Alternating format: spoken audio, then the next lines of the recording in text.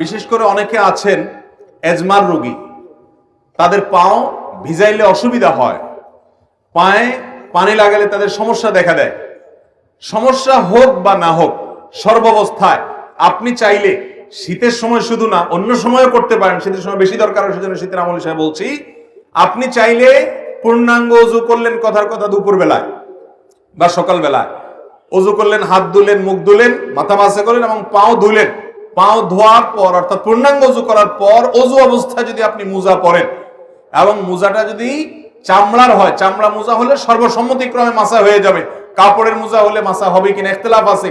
তবে আমাদের আজকাল যেসব মোজা পাওয়া যায় একেবারে পাতলা, পরলে পার ভিতরে ফাঁকা দেখা যায়, এটা পরে নরমালি হাঁটা যায় না অনেক দূর পর্যন্ত, এগুলো তো মাসা হওয়ার কোনো সুযোগ নেই।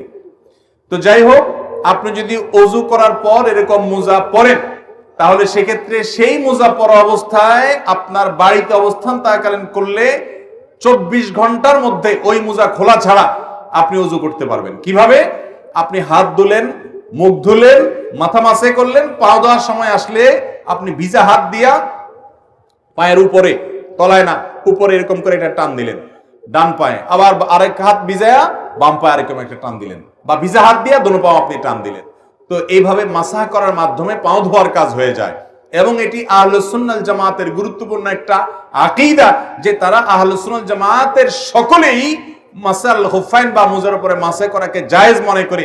নবী করিম সাল্লাল্লাহু আলাইহি ওয়াসাল্লাম মাসা করেছেন, আলী রাদিয়াল্লাহু তাআলা আনহুকে নির্দেশ করেছেন, বিধায় মুজার উপরে মাসা করলে সওয়াব কোনো কম হবে। আমাদের সমাজে কেউ মুজার উপরে মাসা করলে অনেক মুরব্বীরাও বলে যে বাবা এই বয়সে তোমরা মুজা ধরছো, হ্যাঁ এখন তো সাহস করো পাও ধো। না ভাই, মুজার উপরে মাসা করলে সওয়াব একটুও কম হবে না।